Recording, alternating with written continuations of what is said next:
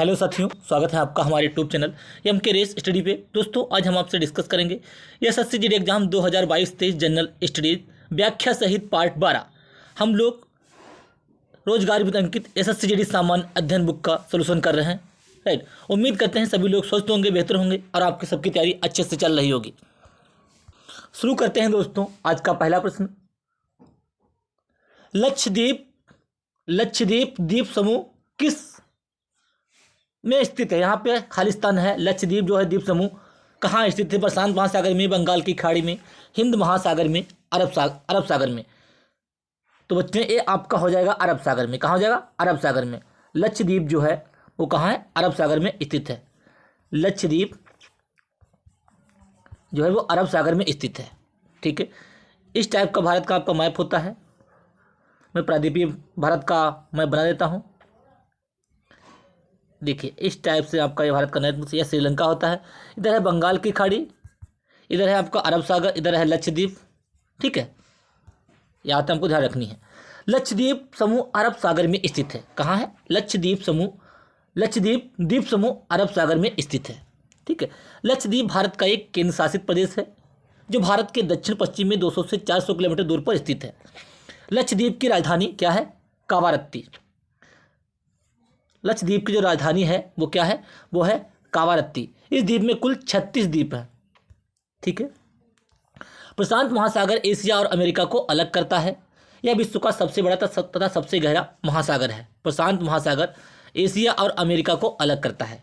ठीक है, प्रशांत महासागर में है मेरियाना ट्रेंच सबसे गहरा गर्त है ये। ठीक है, बंगाल की खाड़ी विश्व की सबसे बड़ी खाड़ी है। बंगाल की खाड़ी विश्व की सबसे बड़ी खाड़ी है। ठीक है, हिंद महासागर दुनिया का तीसरा सबसे बड़ा समुद्र है। पृथ्वी पर उपस्थित पानी का लगभग 20% भाग इसमें समाहित है। ये बातें आपको ध्यान रखनी है। क्वेश्चन नंबर नेक्स्ट, प्रकृति में रेतीली और गुड़ में लवड़ी होती है। प्रकृति में रेतीली और गुड़ में लवड़ी होती है कौन सी मिट्टी? शुष्क मिट्टी, जलोढ़ मिट्टी, मखराला लैटराइट मिट्टी, लाल मिट्टी। ठीक है, यहाँ पे काली मिट्टी होना चाहिए, जो भी हो। ठीक है, लाल मिट्टी होती है, लाली मिट्टी या लाल मिट्टी होता। राइट, प्रकृति में रेतीली और गुड़ में लवड़ी होती है कौन सी मिट्टी होती है? वो होती है शुष्क मिट्टी। आपका आंसर इसमें आ जाएगा शुष्क मिट्टी। ठीक है, इसकी व्याख्या देख लेते हैं। शुष्क मिट्टी प्रायः प्रकृति में रेतीली और गुड़ में लवड़ी होती है।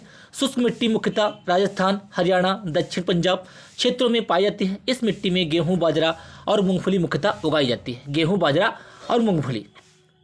ठीक है, सबसे ज़्यादा जलोढ़ मिट्टी होती है जो हिमालय की नदियों द्वारा लाई गई अपशिष्ट से बनती है।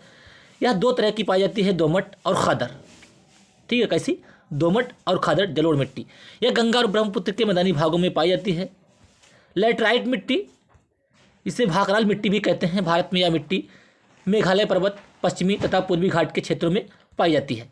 ये मिट्टियाँ लौह एवं एल्युमिनियम से समृद्ध होती हैं, परंतु इनमें नाइट्रोजन, पोटास, पोटेशियम आदि जैविक पदार्थ की कमी होती है। राइट, इसकी उर्वरता कम होती है जिसकी वजह से इनमें काजू आदि फसलें पाई जाती हैं। काली मिट्टी किसके लिए उपयोगी है? कपास की खेती के लिए इंपॉर्टेंट है। महाराष्ट्र पश्चिमी, इसका जो विकास है महाराष्ट्र, पश्चिमी मध्य प्रदेश, गुजरात, राजस्थान, आंध्र प्रदेश, तमिलनाडु में दक्कन लावा के अवशेष से हुआ है। ठीक है, इसे स्थानीय रूप से रेगुर मिट्टी भी कहा जाता है। काली मिट्टी को रेगुर मिट्टी भी कहा जाता है। ये बातें आपको ध्यान रखनी है। अगला क्वेश्चन।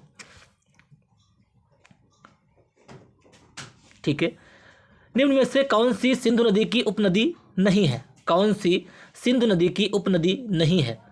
थोड़ा आपको ये धुंधला दिख रहा होगा क्योंकि इस पीडीएफ में जो है बुक में ही इस टाइप का प्रिंट था। गंगा, चेनाब, रावी, झेलम। ठीक है, तो सिंधु की कौन सी नदी सहायक नहीं है? गंगा जो है सिंधु की उपनदी नहीं है। ठीक है, व्याख्या इसकी देख लेते हैं। सिंधु नदी का उद्गम तिब्बत में मानसरोवर झील के निकट चेमा एवं डुंग ग्लेशियर से होता है। ठीक है, इसकी सहायक नदियों में झेलम, चेनाब, रावी, ब्यास, सतलुज। ठीक है, सिंधु की जो सहायक नदी है झेलम, चेनाब, रावी, ब्यास, सतलुज, इस टाइप से है। ठीक है, 5 नदियां हैं। झेलम नदी पीर पंजाल पर्वत में स्थित शेषनाग झील के निकट बुलर झील में मिलती है। कहाँ मिलती है झेलम नदी? बुलर झील में मिलती है। झेलम तथा रावी नदियाँ पाकिस्तान के चिनाब नदी में मिल जाती हैं। पाकिस्तान में झेलम जो रावी है ये पाकिस्तान में चिनाब नदी में मिल जाती हैं। गंगा नदी का उद्गम, गंगा नदी कहाँ का उद्गम होता है? उत्तराखंड के उत्तरकाशी गोमुख के निकट होता है, गंगोत्री ग्लेशियर से। राइट। गंगा नदी भारत की सबसे लंबी नदी है। गंगा नदी के सहायक नदियाँ यमुना, सोन, घाघरा, गंडक, गोमती आदि हैं। कौन कौन से देखिए, ये आपकी हो गई गंगा। गंगा जो है वो उत्तराखंड से निकलती हुई पश्चिम बंगाल से होते हुए बांग्लादेश में प्रवेश करती है। बांग्लादेश में गंगा को पद्मा कहा जाता है, पद्मा। इसकी बाएं तट से मिलने वाली नदियाँ रामगंगा, घाघरा, गंडक, कोसी, महानंदा, ये नदियाँ मिलती हैं। ठीक है। और इसकी सबसे बड़ी सहायक नदी है यमुना। गंगा की सबसे सहायक नदी है यमुना। ठीक है। यमुना की सहायक नदी चंबल, बेतवा, केन, सिंध। इसके अलावा गंगा में जो है एक जो नदी मिलती है पटना में, ये सोन नदी होती है। ठीक है। सोन नदी अमरकंटक के पठार से निकलती है, ये गंगा में मिल जाती है। राइट, ये बातें आपको ध्यान रखनी है। चिनाब नदी सिंधु की सहायक नदी है। ठीक है। जम्मू और कश्मीर के बंजारे हैं, कैसे हैं? गुज्जर बकरवाल, सेसी, भैतिया, गद्दी चरवाहा है। जम्मू और कश्मीर के जो बंजारे हैं वो गुज्जर बकरवाल है। ऑप्शन ए करेक्ट रहेगा बच्चों। क्लास को लाइक कीजिए, शेयर कीजिए, सब्सक्राइब कीजिए। गुज्जर बकरवाल जम्मू कश्मीर के बंजारे हैं। भोटिया कहाँ? उत्तराखंड, उत्तर प्रदेश, तराई क्षेत्र में सिक्किम, पश्चिम बंगाल और त्रिपुरा के बंजारे हैं। कौन से? भोटिया उत्तराखंड, यूपी, सिक्किम, पश्चिम बंगाल और त्रिपुरा के बंजारे हैं, तराई क्षेत्र के। ये गद्दी चरवाहा है हिमाचल प्रदेश के कांगड़ा और चंबल जिले के बंजारे हैं। गद्दी चरवाहा कहाँ के हैं? हिमाचल प्रदेश के कांगड़ा और चंबल जिले के बंजारे हैं। राइट, ये बातें आपको ध्यान रखनी है। अगला क्वेश्चन, नदी एकमात्र प्राकृतिक जल स्रोत है जो रेगिस्तान में एक झील के अंदर बहती है। कौन सी नदी है जो रेगिस्तान में एक झील के अंदर बहती है? कौन सी? वो लूनी नदी। एक कहाँ विलुप्त होती है? कच्छ के रण में विलुप्त हो जाती है। कच्छ के रण में ये नदी विलुप्त हो जाती है। अगला क्वेश्चन, व्याख्या देख लेते हैं इसकी। लूनी नदी एकमात्र प्राकृतिक जल स्रोत है जो रेगिस्तान में एक झील के अंदर बहती है। ठीक है। इसे भारत की लवण नदी भी कहते हैं। किसको? लूनी को। काली नदी का उद्गम उत्तराखंड के पिथौरागढ़ से जिले से हुआ है। यह नदी उत्तर प्रदेश और उत्तराखंड में बहने वाली नदी है। गंगा नदी का उद्गम गोमुख निकट गंगोत्री ग्लेशियर से होता है। यह बंगाल की खाड़ी में गिर जाती है। ठीक है। तीस्ता नदी का उद्गम स्थल सिक्किम राज्य में है। यह नदी सिक्किम और पश्चिम बंगाल राज्य तथा बांग्लादेश से होकर गुजरती है। तीस्ता नदी।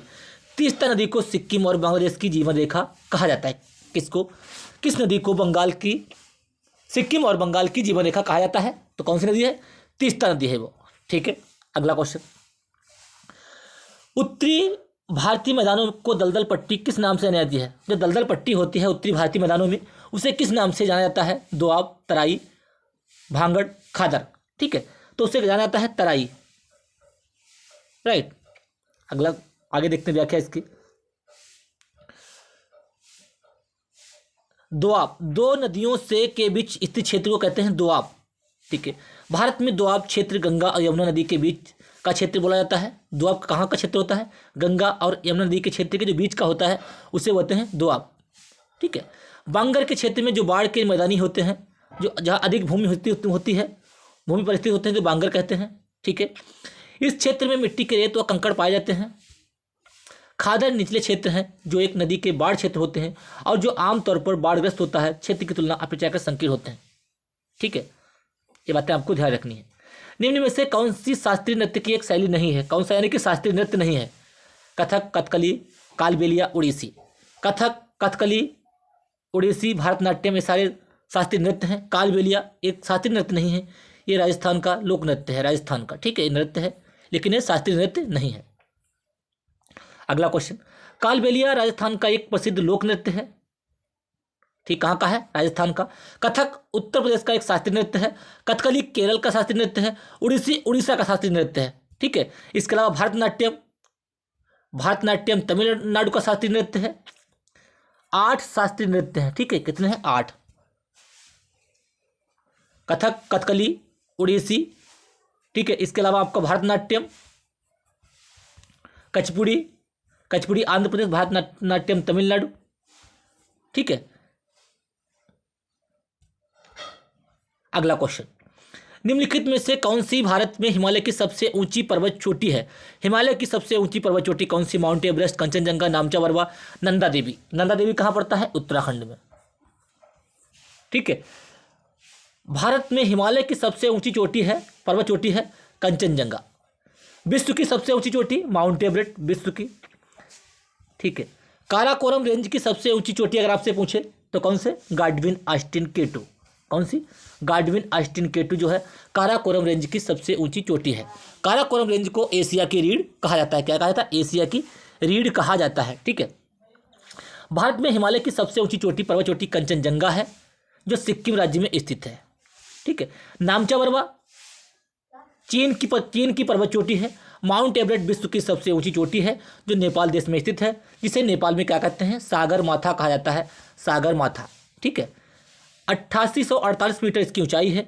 नंदा देवी दूसरी सबसे ऊंची चोटी जो भारत की मानी जाती है, जिसकी लंबाई 7816 मीटर है, जो उत्तराखंड भारत में स्थित है। ठीक है, तो विश्व की अगर पूछे तो माउंट एवरेस्ट, भारत की सबसे ऊंची चोटी पूछे तो गाडविन ऑस्टिन केटू काराकोरम रेंज की। ठीक है, अगर पूछे काराकोरम रेंज की फिर भी आपकी केटू।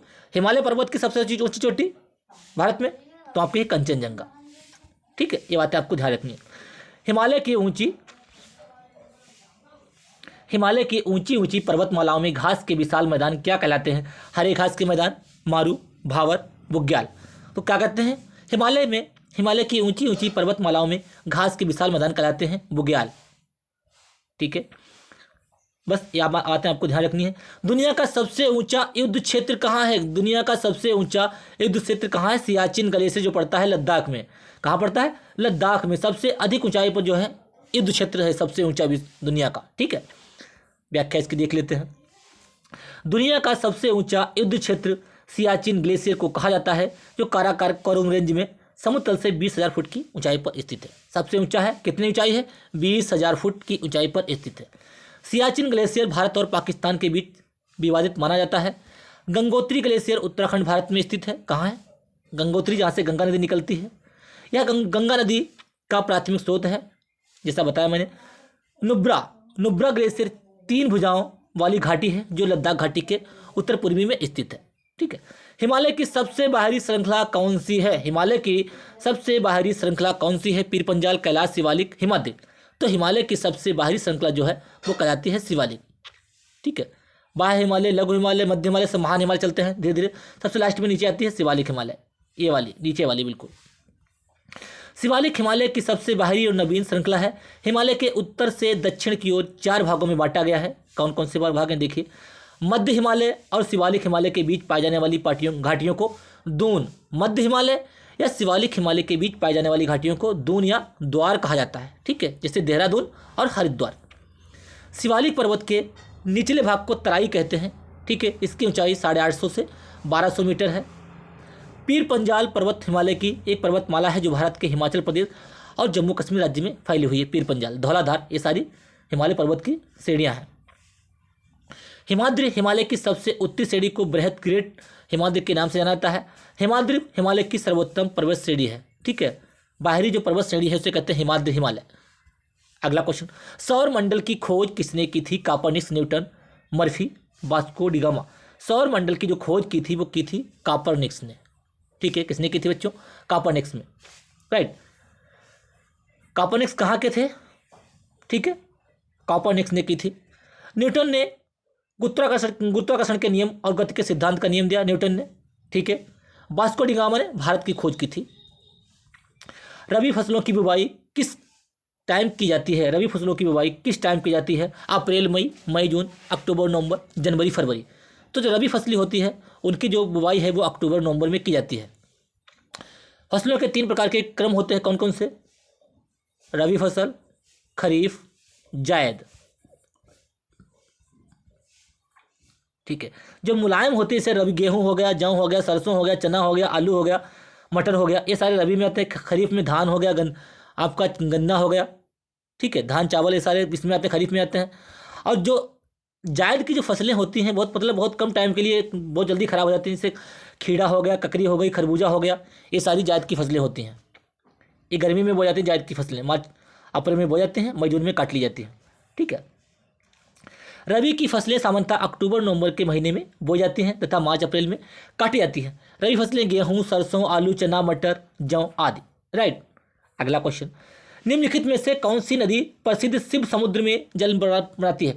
शिव समुद्र जलप्रपात कौन सी नदी बनाती है? कावेरी नदी। ठीक है, राइट। अगला क्वेश्चन,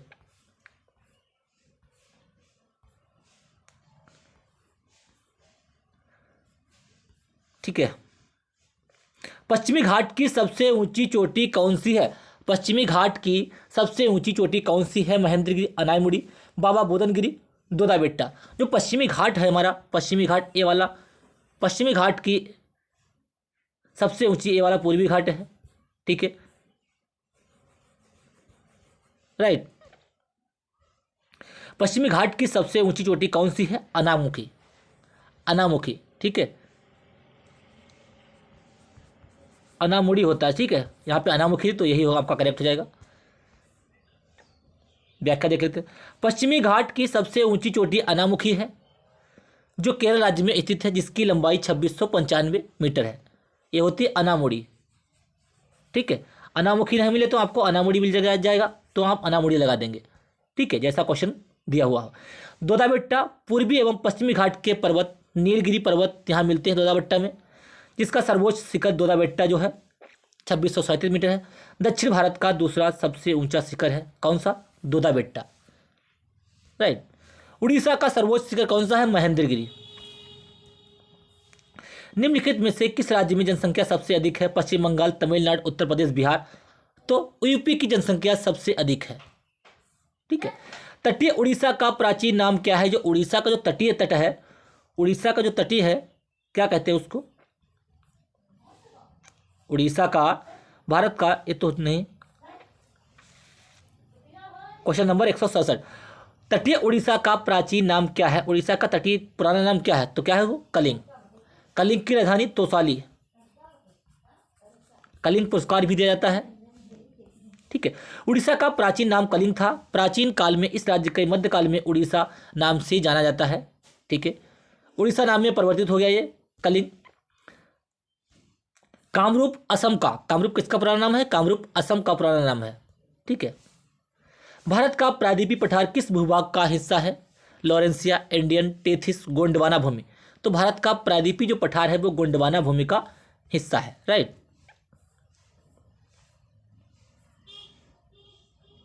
अगला क्वेश्चन, निम्नलिखित नदियों में से किसे दक्षिण की गंगा कहा जाता है?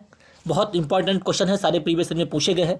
चैनल को लाइक कीजिए, शेयर कीजिए, सब्सक्राइब कीजिए और अपनी तैयारी को बेहतर करते रहिए, क्योंकि जो हम ये जो बुक कर रहे हैं ये बहुत इंपॉर्टेंट, सारे ही क्वेश्चन जो है प्रीवियस ईयर में पूछे गए हैं और इसके साथ में इसकी व्याख्या बहुत इंपॉर्टेंट है। इसमें आपके 100% क्वेश्चन मिलेंगे। आप देख लेना, इस जो ये बुक जो मैं करवा रहा हूँ, ये सारे क्वेश्चन ये आपके एग्जाम में रामबाण साबित होगी ये क्लास। ठीक है। निम्नलिखित नदियों में से किसे दक्षिण की गंगा कहा जाता है? पेरियार, कावेरी, कृष्णा, गोदावरी। गोदावरी को दक्षिण की गंगा कहा जाता है। इसे वृद्ध गंगा भी कहते हैं, बूढ़ी गंगा भी कहते हैं। ठीक है। प्रायद्वीपीय भारत की सबसे बड़ी नदी है गंगा, दक्षिण गंगा। ठीक है, भारत की सबसे लंबी जो नदी है वह गंगा। गोदावरी नदी को दक्षिण गंगा भी कहा जाता है। गोदावरी नदी प्रायद्वीपीय भारत की सबसे लंबी नदी है। यह पश्चिमी घाट की नासिक की पहाड़ियों से, त्र्यंबकेश्वर से गांव से निकलती है। इसे बूढ़ी गंगा भी कहते हैं, जैसा मैंने आपको बताया। राइट। नागार्जुन सागर बांध किस नदी पर बनाया गया है? नागार्जुन सागर बांध किस नदी पर बनाया गया है? महानदी, कावेरी, पंबा, कृष्णा। तो कौन सी नदी है? कृष्णा नदी पे आपका नागार्जुन सागर बांध बनाया गया है। राइट। महानदी पर हीराकुंड बांध, कावेरी नदी पर मेट्टूर बांध। ठीक है, कावेरी नदी पर मेट्टूर बांध।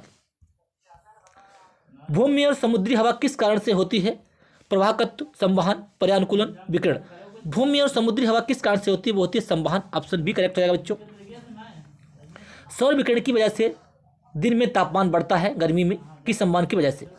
2011 की जनगणना के अनुसार किस राज्य का साक्षरता दर सबसे अधिक है? कहाँ का है? केरल का। हमेशा रहा है साक्षरता दर अधिक, केरल का हमेशा रहा है। राइट। 2011 की जनगणना के अनुसार केरल राज्य की साक्षरता दर सबसे अधिक है, सबसे कम बिहार की 63.32%। केरल में कितनी है? 94% अप्रॉक्सीमेट। मिजोरम में 91.6, गोवा में 87.40, कर्नाटक में 75.60। ये डेटा आपसे नहीं पूछा जाएगा। सबसे ज़्यादा पूछा जाएगा कि कहाँ की साक्षरता सबसे अधिक है? केरल की, और सबसे कम बिहार। ये बातें आपको याद रखनी है। ब्रिक्स, ब्राजील, रूस, इंडिया, चाइना, साउथ अफ्रीका, इसकी फुल फॉर्म क्या है? ये 5 देशों से मिलकर बना है ब्रिक्स। ब्राजील, रूस, India, China, south Africa. South Africa कब जुड़ा? 2010 में जुड़ा। ठीक है। समूह केड़ का सदस्य नहीं है, कौन सा नहीं है? मैंने बता दिया, ब्राजील, बी से ब्राजील, आर से रूस, आई से इंडिया, सी से चाइना, एस से साउथ अफ्रीका, दक्षिण अफ्रीका। ठीक है। तो आपका कौन सा नहीं है? केन्या का नाम इसमें नहीं है, तो ऑप्शन आपका डी करेक्ट हो जाएगा। ये 14 फरवरी 2019 को शिफ्ट 1 में ये क्वेश्चन पूछा गया है। राइट, सारे प्रश्न प्रीवियस ईयर में पूछे गए हैं, इंपॉर्टेंट है।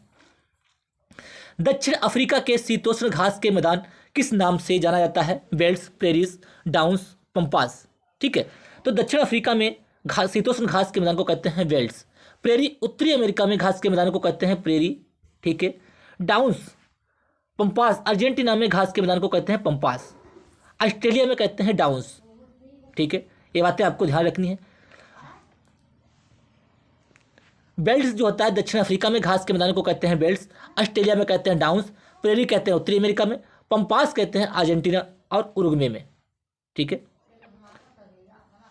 निम्नलिखित में से किस उत्पाद को भारत में पहला भौगोलिक संकेत जीआई प्राप्त हुआ है? कौन सा? किसको हुआ? दार्जिलिंग चाय। ठीक है। दार्जिलिंग चाय कहाँ के? असम को। इसको पहला जीआई टैग प्राप्त हुआ है। ठीक है। जीआई टैग कितने वर्षों के लिए दिया जाता है? जीआई टैग 10 वर्ष के लिए दिया जाता है। कितने वर्ष के लिए? 10 वर्ष के लिए। ये बातें आपको ध्यान रखनी है। दार्जिलिंग चाय के उत्पाद को भारत में पहला जीआई का मतलब होता है जियोग्राफिकल इंडिकेशन। ठीक है, जीआई प्राप्त हुआ है। पहली बार साल 2004 में दार्जिलिंग चाय को जीआई टैग मिला था। भौगोलिक संकेत जीआई संकेतक अधिनियम पंजीकरण संरक्षक 1999। कौन सा? जीआई एक्ट अगर पूछे आपसे, जीआई एक्ट क्या है? 1999। जीआई कितने वर्षों के लिए दिया जाता है? 10 साल के लिए दिया जाता है, 10 वर्ष के लिए। सबसे पहला किसे मिला? दार्जिलिंग चाय। उम्मीद करते हैं क्लास आपको पसंद आई होगी। यदि चैनल पे पहली बार है तो बेल आइकन दबा लीजिए, चैनल को सब्सक्राइब कर लीजिए, जिससे कि प्रॉपर नोटिफिकेशन आपको मिलता रहे। चैनल को लाइक कीजिए, शेयर कीजिए, सब्सक्राइब कीजिए। धन्यवाद।